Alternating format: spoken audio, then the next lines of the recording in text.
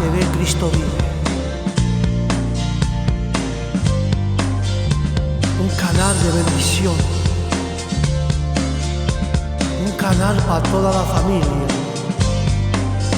Un canal de restauración que te toca el alma y el corazón. En YouTube, canal TV Cristo Vive. Predicación, cultos en directo, enseñanza bíblica, estudio bíblico, alabanza, consejo pastoral.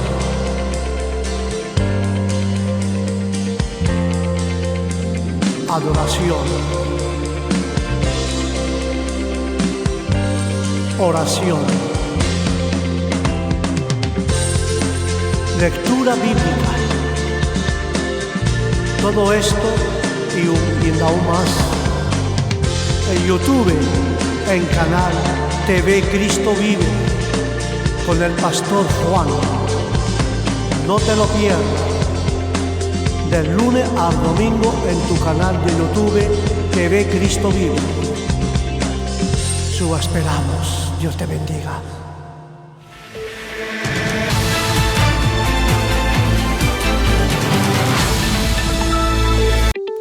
Gomez Studio Family présente Enseignement biblique avec Francis Lawrence à 16h.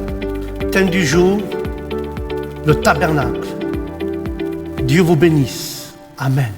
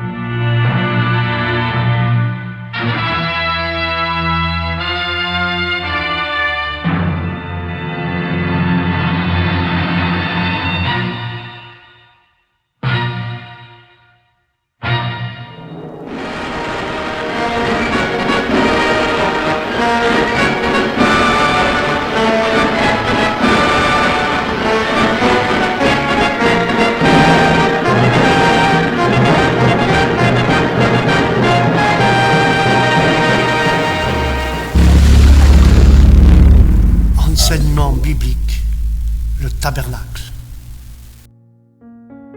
Nous passons au deuxième volet. C'est ce que nous avons vu la semaine dernière. Le deuxième volet, c'est maintenant que Dieu a décidé de prendre les Lévites à son service, maintenant il faut que ces Lévites-là soient prêts à servir Dieu. Et là, nous avons une référence, c'est Nombre 8, versets 5 à 16.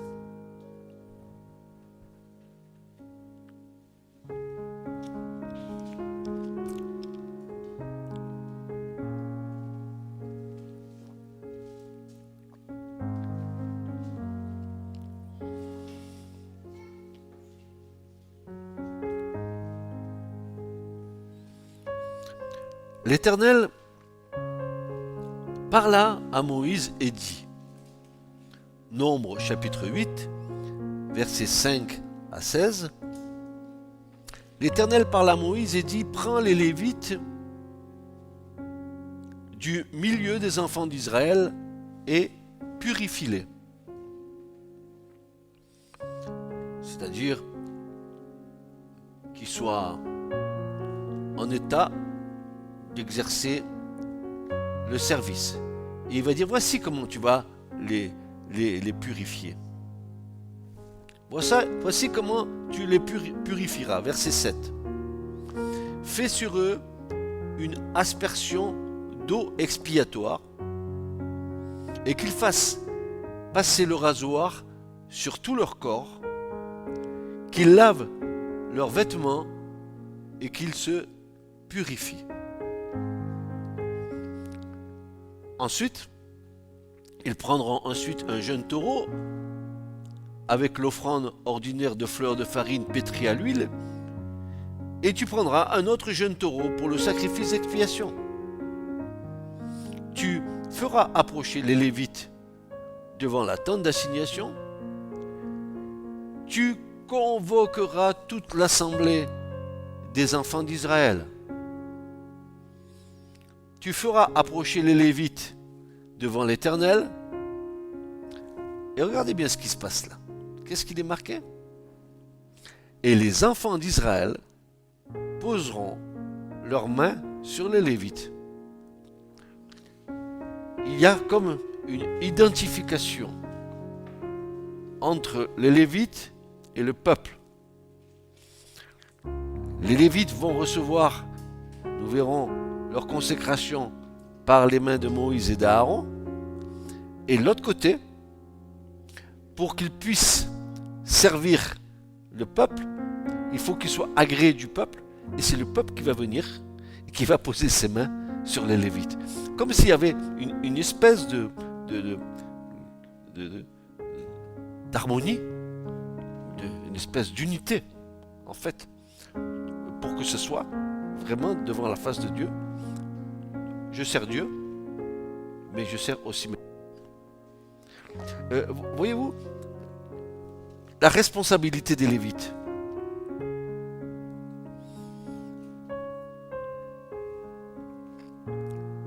Ils sont entre Dieu et le peuple. Le peuple vient, pose les mains sur les Lévites. Ça veut dire ils sont d'accord avec le choix de Dieu et ils les bénissent. D'autre côté, Dieu va les faire bénir par Moïse et Aaron. En fait, ils ont l'accord et de Dieu et du peuple. C'est quand il y a des accords dans l'église que ça ne marche pas. Quand il y a un désaccord dans l'église, ça ne peut pas marcher.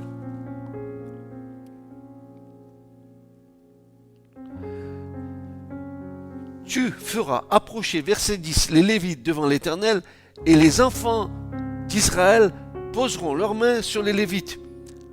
Aaron, verset 11, fera tourner de côté et d'autre les Lévites devant l'Éternel. En fait, Aaron va les présenter à Dieu, devant le peuple. Il va les en offrande tournoyée. Alors là, c'est comme si les Lévites prenaient les gerbes des premiers fruits et les présentaient à l'Éternel en les balançant d'en avant, en arrière et de côté pour présenter toutes les prémices à l'Éternel. Eh bien, là, ils vont présenter les Lévites de cette manière à l'Éternel. Il est dit, Aaron fera tournoyer de côté et d'autre les Lévites devant l'Éternel comme une offrande de la part des enfants d'Israël. C'est comme si les enfants d'Israël consacraient leurs frères Lévites à Dieu. Et ils l'ont fait par l'imposition des mains. Mais voilà que Dieu va faire en sorte que ces mêmes personnes lui soient présentées. Et il est dit ceci, ils seront consacrés au service de l'Éternel. Verset 12, ils seront consacrés, oui, c'est ça, ils seront consacrés au service de l'Éternel. Verset 14, tu sépareras à nouveau les Lévites du milieu des enfants d'Israël et les Lévites m'appartiendront. À nouveau, à la fin de cette cérémonie, Dieu à nouveau atteste que maintenant les Lévites, au départ il dit sont à moi, Et maintenant, il dit, ils m'appartiennent. Parce qu'entre les deux, il y a eu la consécration. Maintenant, ils sont à moi. Ils m'appartiennent en propre. Ils sont...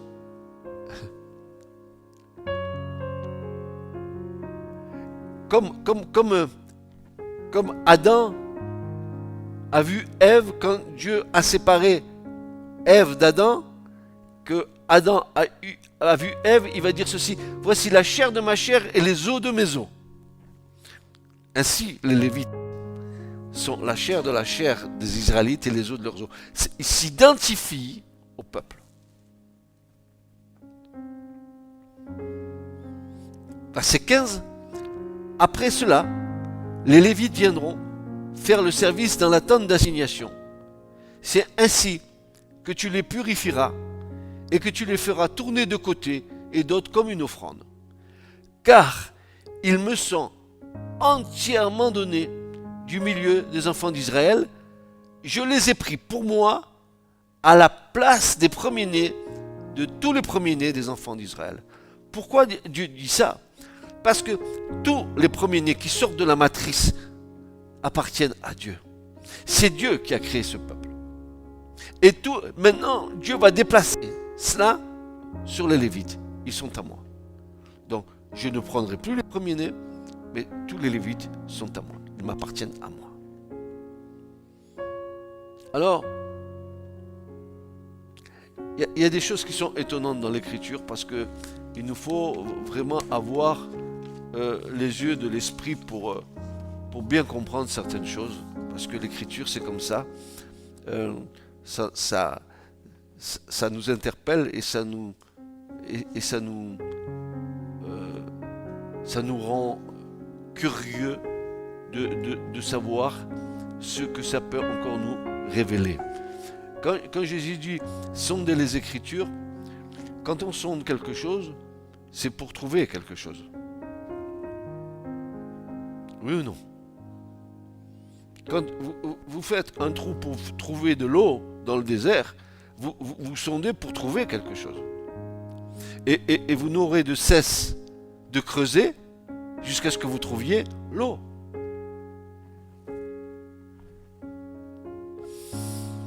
Est-ce que quand vous êtes devant la parole de Dieu, vous faites cette chose-là? Que vous êtes devant la parole et que vous sondez la parole. Est-ce que vous vous contentez de gratter de gratter le dessus? Ou alors, vous êtes comme les géologues, vous allez percer ce qu'on appelle des trous pour voir les carottes, n'est-ce pas, des couches géologiques pour savoir quel est l'âge de la terre dans les profondeurs. Tu sondes. Jésus a dit, du désert jailliront des sources d'eau vive. Qu'est-ce qui peut sortir du désert?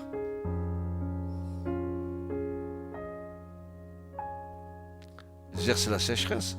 Moi, j'ai fait mon service militaire près du désert du Sahara. C'est que des dunes, et de la chaleur. Le matin, à 10h du matin, n'est-ce pas, on avait des espèces de citernes à l'extérieur qui emmagasinaient l'eau. Mais si tu voulais prendre une douche à 10h du matin, tu n'avais pas intérêt à y aller. Parce que l'eau elle faisait 50 ou 60 degrés tellement qu'elle était chaude par rapport au soleil. Tiens, moi je l'ai vécu. Tu avais intérêt à te lever le matin de bonne heure pour prendre une douche.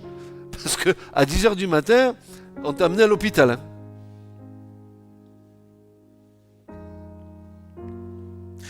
Donc, la parole de Dieu, c'est quelque chose qu'il nous faut,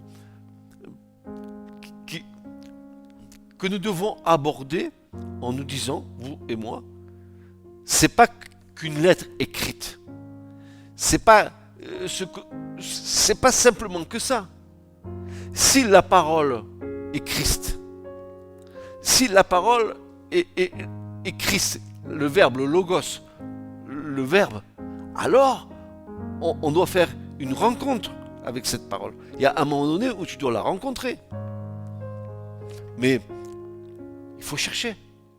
Si tu ne cherches pas, ben tu ne trouves pas.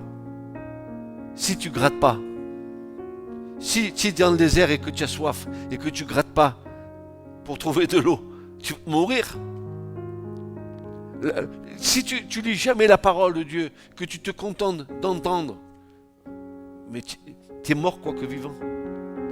Je te le dis honnêtement, tu es mort quoique vivant. Si tu te contentes simplement d'écouter la parole et de jamais la mettre en pratique, d'abord, Jésus a dit, heureux celui qui écoute la parole, mais il va dire, bienheureux celui et celle qui la mettent en pratique. C'est pas seulement que de l'écouter. Sinon, je m'en vais dehors, je vais écouter les gens parler, c'est pareil.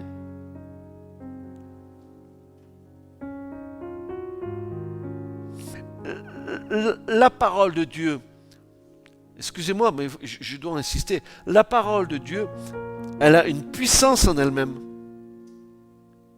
Elle est esprit et vie. Dans quelles conditions tu l'accueilles? Est-ce que tu l'accueilles comme une parole d'homme ou une parole que tu as entendu 50 000 prédications et c'est rentré là, c'est sorti là, et ça n'a rien fait dans ma vie. Rien n'a bougé. Il y a des gens, ils sont depuis 20, 30 ans dans une église, on dirait des momies sur des chaises.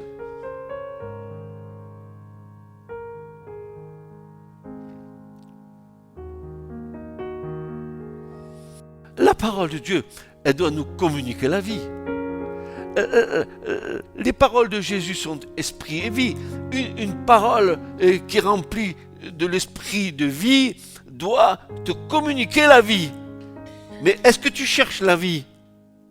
Ou tu te cherches à te rassurer au travers d'une foi en Christ pour te protéger de je ne sais pas quoi qui pourrait arriver?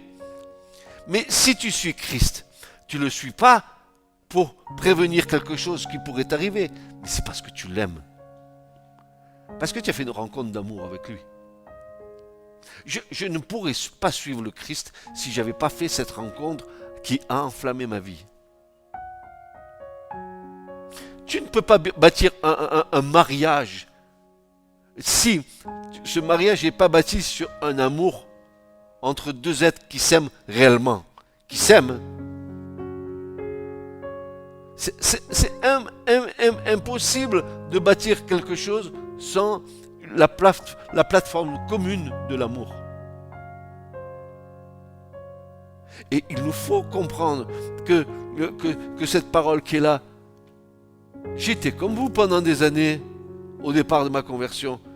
J'ai lu, j'ai regardé, je voyais des hommes différents, je voyais des titres de livres différents, et je me disais, mais ma question principale, c'était comment se fait-il que ces hommes qui ont écrit ces choses ont tous prophétisé à des époques différentes, des siècles différents, dans des civilisations différentes, ont prophétisé sur quelque chose qui allait arriver, et que ces choses est arrivées, alors que certains c'était des bergers, d'autres c'était des docteurs, d'autres c'était des gens de catégories sociales différentes qu'on trouve dans l'écriture.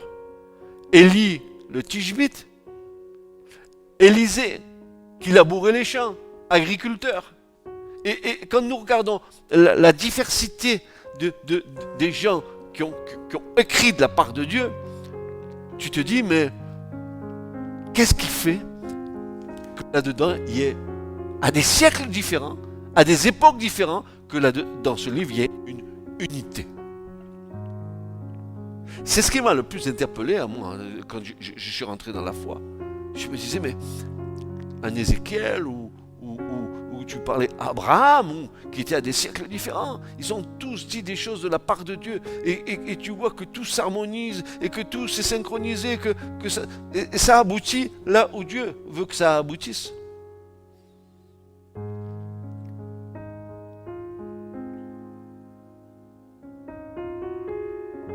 Et tu mesures la patience de Dieu. Et tu mesures que la patience, excusez-moi, je ne suis peut-être pas dans l'enseignement pur, mais tu mesures la patience de Dieu, où Dieu a parlé aux hommes au départ de la création par leur conscience. Après Dieu leur a parlé par le moyen de la loi qu'il a donnée. Et ensuite, à la fin, dans la troisième dispensation, par le moyen de la grâce. Dieu a fait en sorte que toutes les générations aient pu entendre parler du royaume des cieux et de ce que Dieu avait prévu pour sa création qui avait chuté. Depuis le départ de la création, depuis qu'Adam a chuté avec Ève, déjà, il y avait déjà en préfiguration le sacrifice de Jésus. Quand Dieu tue un animal et prend la peau des animaux pour revêtir Adam et Ève qui étaient nus. Qu'est-ce que vous croyez que c'était? C'était déjà un premier sacrifice préfiguratif. Revêtir Christ, c'était la peau de l'animal sacrifié qui était mis sur Adam et Ève. Et aujourd'hui, nous avons revêtu Christ. Vous tous qui avez été baptisés en Christ, dira Paul, vous avez revêtu le Christ.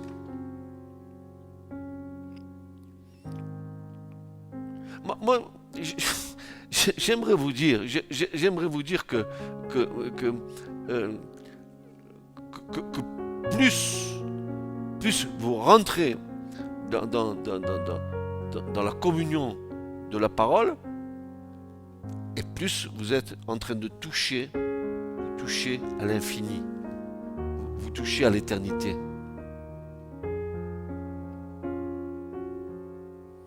Quand on dit la parole de Dieu, elle est esprit et vie. Mais la parole de Dieu, au commencement était la parole. Et la parole était auprès de Dieu. Et la parole était Dieu. Qui était cette parole? Christ, le Logos.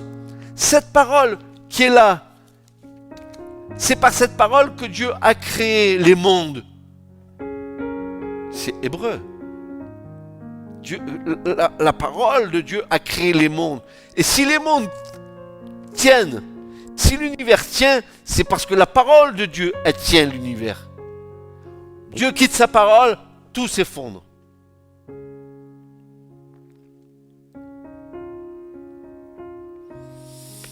Tout ce que nous lisons dans les livres des Nombres, etc., c'est pour notre enseignement, c'est pour que nous comprenions la manière dont Dieu nous aime. Ils sont à moi. Ils m'appartiennent. Vous vous rendez compte le privilège que nous avons d'appartenir au Seigneur? Et si j'appartiens au Seigneur, est-ce que je peux faire ce que j'ai envie de faire? Paul dira, je ne m'appartiens plus. Je ne suis plus à moi-même. Christ vit en moi. Même si elle est dans l'Ancien Testament, même si nous sommes un peu rébarbatives, parce que nous avons plus connaissance de l'évangile, de la grâce, de l'histoire de Jésus, de tout ce que les apôtres ont dit et ont fait. Et c'est plus facile pour nous de comprendre du fait qu'ils parlent un peu notre langage à nous aujourd'hui. Mais quand tu vas dans l'Ancien Testament, ben c'est le même langage.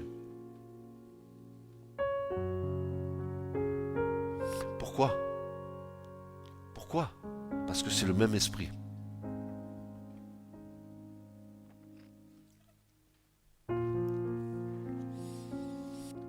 Avant d'être présentés en offrande tournoyée, les Lévites étaient purifiés et des sacrifices étaient offerts pour eux.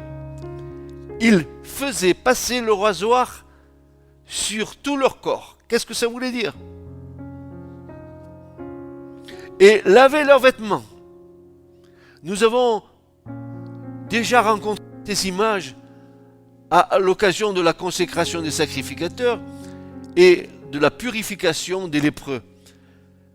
Elles ne correspondent pas à la conversion, mais le rasoir correspond au travail que fait le Saint-Esprit par le moyen de la parole pour que les croyants restent purs. Le travail de la parole, c'est comme le rasoir qui passe sur nous pour enlever toute impureté.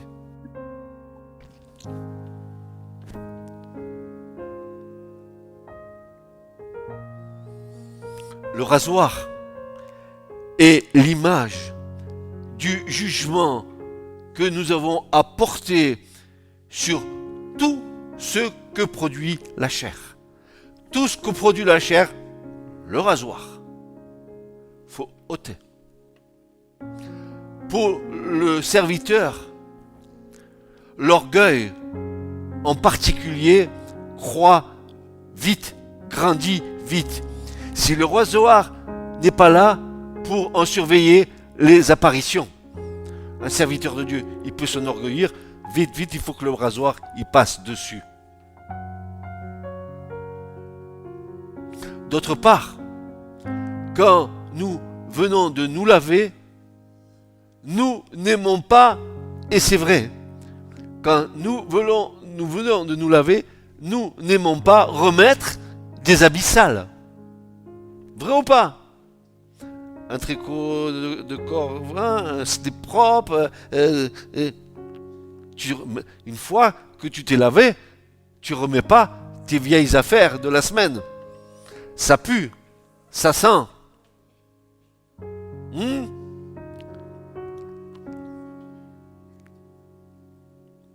D'autre part, quand nous venons de nous laver, nous n'aimons pas remettre des habits sales. Et pour servir le Seigneur, il nous faut non seulement une bonne conscience, mais également une conduite extérieure irréprochable.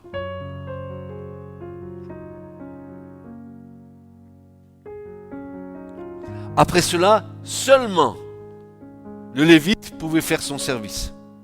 Et nous devons en tirer une leçon importante. N'importe quel métier comporte un apprentissage. N'importe quel métier comporte un apprentissage, une période de préparation. Si tu veux, toi, devenir une experte florale, il faut que ton bac blanc il devienne noir, que tu aies tes diplômes, n'est-ce pas? Tout ton apprentissage est là pour te former à être une fleuriste de qualité. Ok? On est d'accord avec ça?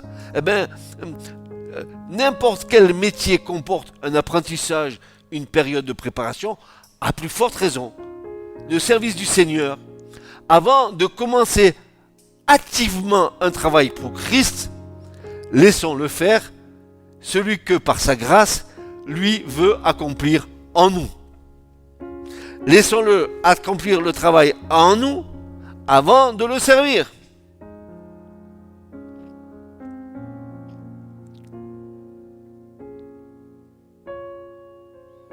C'est pour ça que Paul va déclarer dans 1 Corinthiens 6 et verset 19, il va dire ceci.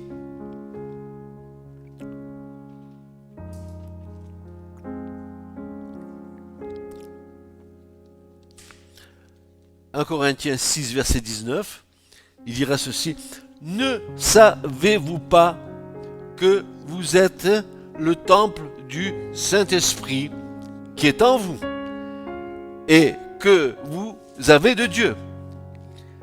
Et vous n'êtes pas à vous-même, car vous avez été acheté à prix. Tu ne t'appartiens plus. Tu as été acheté par le sang de Jésus. Il a payé le prix pour ça. Tu n'es plus à toi-même, tu lui appartiens. Il est ton Seigneur.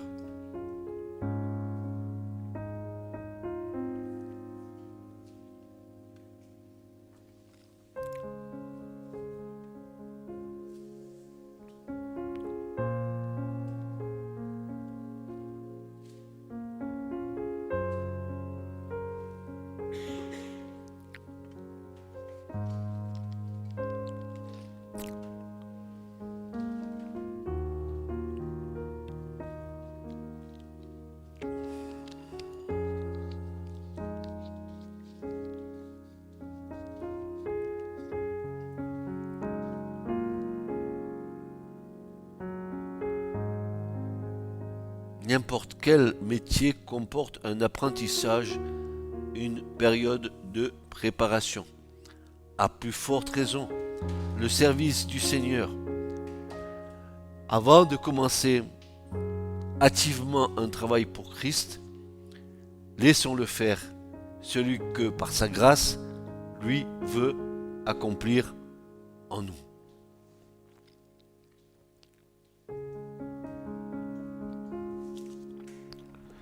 Tous les échecs que j'ai pu voir, et j'en ai eu dans ma propre famille, de vouloir servir Dieu et de courir trop vite, de brûler les étapes, de servir Dieu comme nous l'entendons. Ça, immanquablement, ça aboutit à des échecs.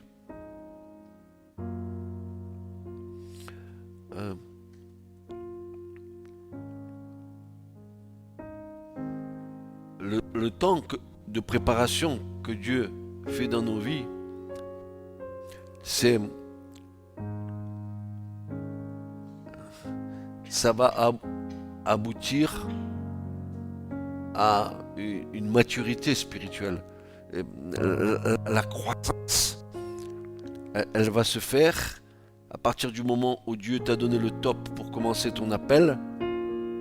Mais en collaboration avec le Saint-Esprit, tu vas commencer à avancer. Mais il faut que dans ton cœur, il y ait des éléments d'amour, de feu pour le Seigneur. Tu ne peux pas, tu ne peux pas servir le Seigneur s'il n'y a pas un feu allumé en toi. C'est impossible. Impossible de vouloir servir Dieu avec tes propres efforts, ta propre intelligence. Impossible de le servir comme ça. Pour que tu aies une croissance spirituelle, il faut d'abord que tu sois né de l'Esprit de Dieu. Ça, c'est évident.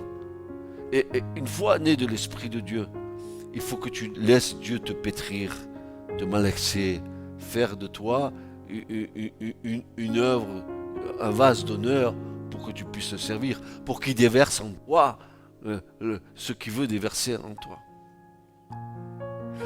C'est pareil, un vin est bon lorsqu'il a vieilli en cave et en fût pendant des années et des années. Après, tu le vois, les bouteilles de vin qui coûtent des sommes astronomiques parce qu'elles sont de 100 ans en arrière. Mais toi, en tant que serviteur de Dieu, Dieu dépose en toi quelque chose. Et ce qu'il va déposer en toi va maturer avec l'aide du Saint-Esprit et avec ta coopération que tu as avec Dieu.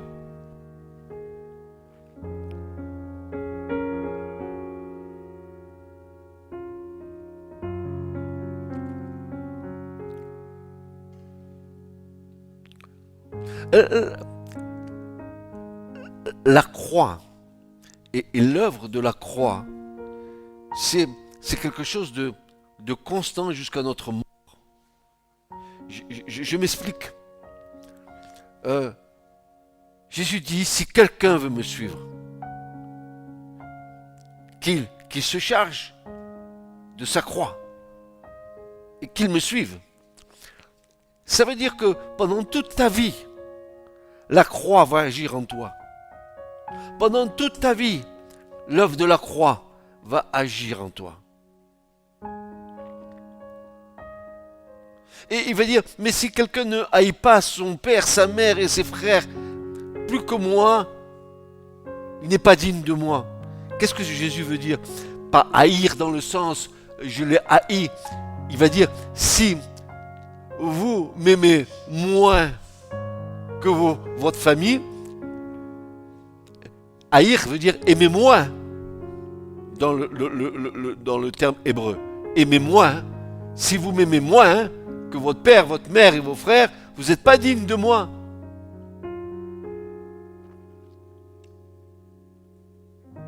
C'est pas qu'on les aime pas. Mais la priorité Est-ce que je peux aimer mon père et ma mère plus que le Seigneur qui a donné sa vie à la croix pour moi, pour mon salut? Dites-moi, répondez à cette question.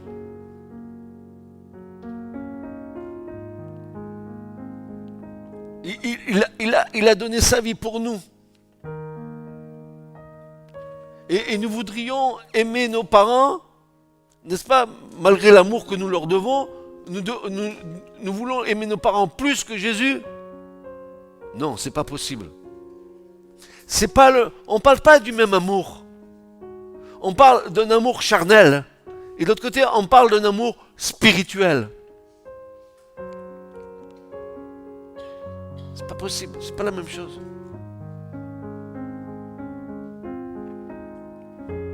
On se doit d'honorer nos parents, nos pères et nos mères.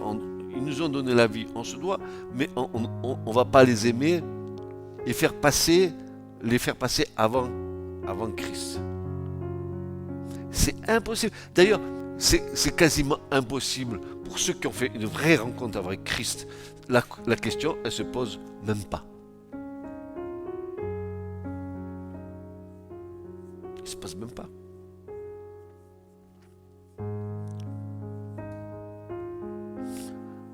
Voyez et goûtez combien Dieu est bon quand nous voyons comment le Seigneur prend soin de nous. Mieux que nos parents.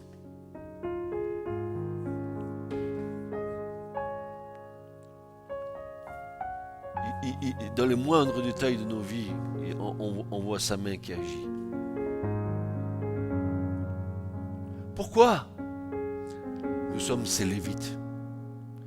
Ils sont mon trésor particulier. Ils me servent. Alors, le service, mes amis, dans le tabernacle, il n'y avait pas simplement des sacrificateurs, des Lévites qui étaient là pour les sacrifices, mais il y en avait qui nettoyaient, qui jetaient des bidons d'eau pour le sang qui coulait, il y en avait d'autres qui passaient le balai. Et ils étaient la part de Dieu. Dans l'église, béni soit le Seigneur, il y a autant de valeur pour celui qui va faire le ménage que pour celui qui va prêcher derrière le pupitre. Tous sont des dons de Dieu. Ils sont à moi. Je les... franchement, parce que tu sois là ou que tu sois en train de balayer, pour les deux, il y a le même salaire. Que j'ai pu commencer mon ministère ou mon service il y a 30 ans en arrière et que tu viennes à la foi maintenant avec un cœur entier pour Dieu et que tu fasses dans l'église des choses qui font pas flasher la lumière sur toi, nous sommes pareils.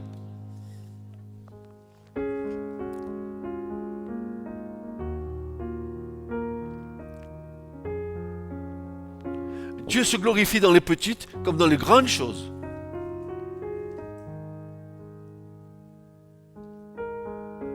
Il faut bien que tu entendes tout ça, Remedios, parce que quand tu partiras au Mexique, tu entendras des choses.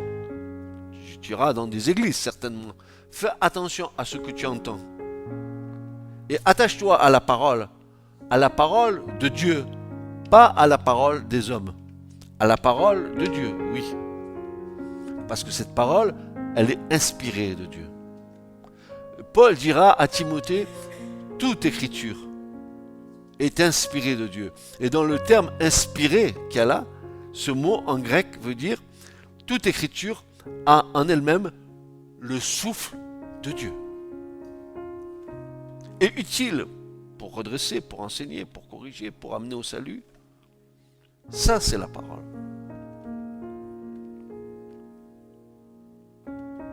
Donc, tout ce qui, dans notre service, nous allons nous en servir pour nous valoriser, alors, achetez un bon rasoir et passez dessus. Toute forme d'orgueil éliminée. Que ta main droite ignore ce que fait ta main gauche. Et c'est pour ça que nous verrons peut-être la prochaine fois pourquoi les Lévites devaient se laver les mains et les pieds pour servir Dieu. Vous allez voir, il y a des surprises qui nous attendent.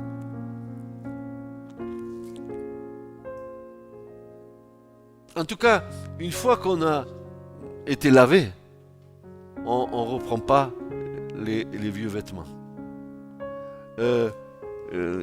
Il y a un passage de l'Écriture d'ailleurs où on voit une scène pareille. Ça c'est intéressant, ça me revient à l'esprit. Allons dans Zacharie, le prophète, vous allez voir.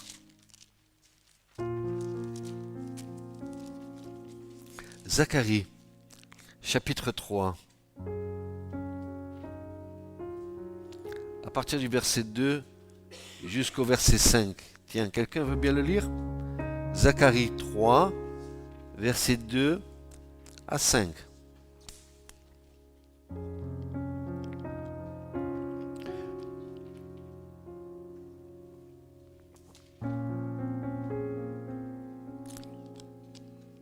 Chapitre 3, verset 2 à 5. Qui le lit, s'il vous plaît?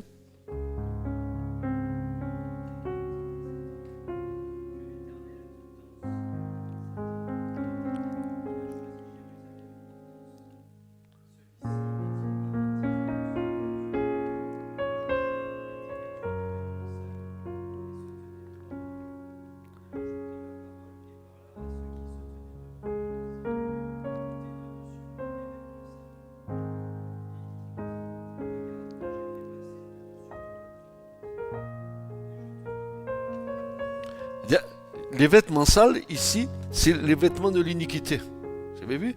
Quitte ces vêtements sales et on va te mettre des habits de fête. En fait, les habits de fête, c'est des habits blancs de la justice, le fin lin blanc qui est la justice de Dieu, n'est-ce pas? Et l'ange dit, quittez-lui les vêtements sales. Tu ne rentreras pas dans le royaume de Dieu avec tes vêtements tachés, souillés. Tu vas jusqu'au bout, s'il te plaît? Jusqu'au bout du 5, hein?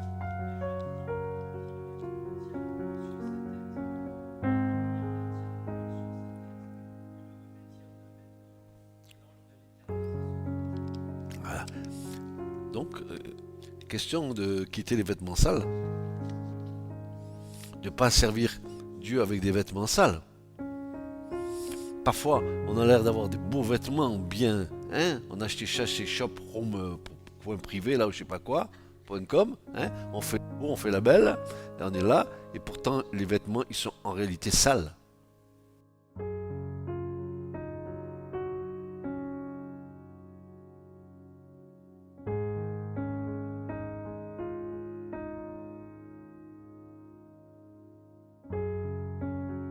Avec des tuniques blanches et des bonnets de fin lin blanc. Et nous savons que les vêtements blancs, c'est la justice de Dieu qui est imputée aux gens. Quand ils ont été purifiés et consacrés au Seigneur, ils avaient ces vêtements blancs qui étaient le signe distinctif qu'ils avaient été mis à part pour Dieu. Quand Jésus nous a appelés, que le Père nous a conduits à Jésus, nous a attirés à Jésus par le Saint-Esprit, et que nous sommes venus à Christ, et que nous sommes rentrés dans une repentance de nos vies, que nous avons accepté l'œuvre de la croix, Dieu a changé nos vêtements sales en vêtements blancs.